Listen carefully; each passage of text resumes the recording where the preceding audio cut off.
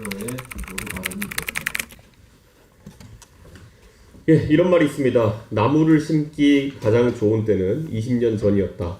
그리고 두 번째로 좋은 때는 바로 지금이다. 국가정보자원관리원 화재로 며칠째 정부 전산 시스템이 마비된 지금 우리는 더 이상 미룰 수 없는 선택에 직면했습니다. 저는 오늘 이재명 대통령께 직접 제안드립니다. 13조 원의 현금을 살펴하는 포퓰리즘 대신 그 돈으로 대한민국의 디지털 인프라를 완전히 새로 구축하십시오. 현금은 쓰고 나면 사라지지만 제대로 된 디지털 인프라는 영구적인 자산이 됩니다. 이번 사태의 본질을 직시해야 합니다. 대구와 광주에 불원이 있지만 작동하지 않았습니다. 애초에 지리적 이중화를 위해 설계되지 않았기 때문입니다. 애초에 고가용성을 염두에 두지 않고 설계된 시스템은 솔직히 말씀드리면 다시 만드는 수준까지 가야 할지도 모릅니다.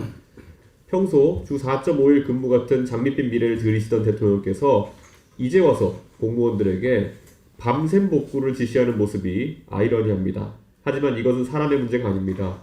구조적으로 잘못 설계된 시스템은 아무리 노력해도 한계가 있습니다. 이것은 근본적인 리팩토링이 필요한 문제이고 여기에는 충분한 예산과 시간이 필요합니다. 더 심각한 문제가 있습니다. 원래 소프트웨어를 개발하는 것만큼 어려운 것이 배포하고 관리하는 것입니다. 17,060개의 정부 시스템 중 개발 시점이 오래된 시스템들은 단기간에 재설치와 복구가 사실상 불가능할 것입니다. 정부는 이 사실을 국민께 매우 솔직하게 알려야 합니다. 일부 시스템은 개발자도 떠났고 문서화도 제대로 되지 않고 있으며 심지어 소스코드조차 제대로 관리되지 않은 경우도 있습니다. 이런 레거시 시스템들은 복구의 수주, 어쩌면 수개월이 걸릴 수도 있습니다. 국민께 거짓 희망을 주기보다는 현실을 있는 그대로 알리고 근본적인 해결책을 찾아야 합니다. 불이 꺼지고 시스템이 복구된다고 해서 위험이 사라지는 게 아닙니다. 이 구조적 결함을 완전히 치유할 때까지 위험은 계속 존재합니다. 작년 행정망 마비, 2022년 카카오 사태 매번 반복되고 있습니다. 2008년부터 시작된 전자정부 표준 프레임워크는 과거 우리나라의 표준화된 전자정부 구축을 위해서 중요한 역할을 했습니다.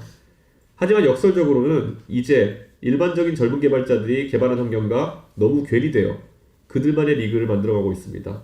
젊은 개발자들은 최신 기술 스택으로 개발하다가 정부 프로젝트에서는 20년 전 방식으로 개발해야 합니다.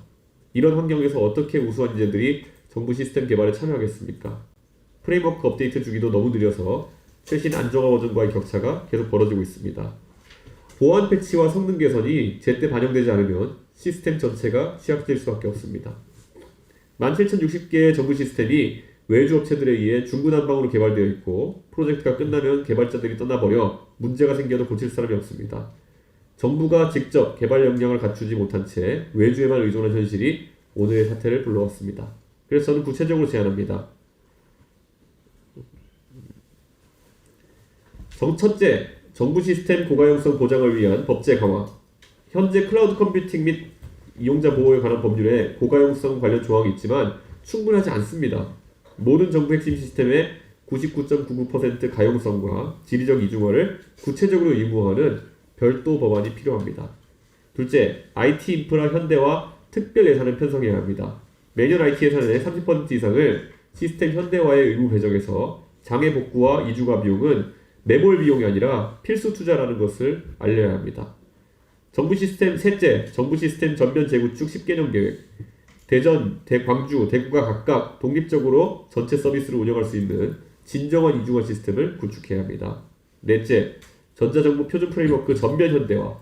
젊은 개발자들이 실제로 사용하는 최신 기술 환경과의 괴리를 줄이고 다양한 언어와 기술 스택을 유연하게 도입할 수 있도록 개방해야 됩니다. 다섯째, 정부의 직접 개발 역량 확보를 해야 됩니다. 디지털 인재 특별 채용으로 핵심 시스템은 정부가 직접 개발해서 운영하도록 해야 합니다. 대통령께서는 이 문제의 근본적 해결을 위해 직접 나서주시길 바랍니다. 이번 사태는 단순한 사고가 아니라 우리나라 디지털 인프라가 얼마나 취약한지를 보여준 경고입니다. 국민이 365일 24시간 안정적으로 행정 서비스를 받을 수 있도록 하는 것, 이것이야말로 진정한 민생이고 국가의 기본 책무입니다. 현금을 뿌리는 단기적 인기 정책보다 미래 세대를 위한 디지털 인프라 투자가 진정한 국가의 역할입니다. 개혁신당은 이런 건설적인 정책에는 여야를 떠나 적극 협력할 준비가 되어 있습니다. 나무를 심기 좋은 때는 20년 전이었지만 두 번째로 좋은 때는 바로 지금입니다.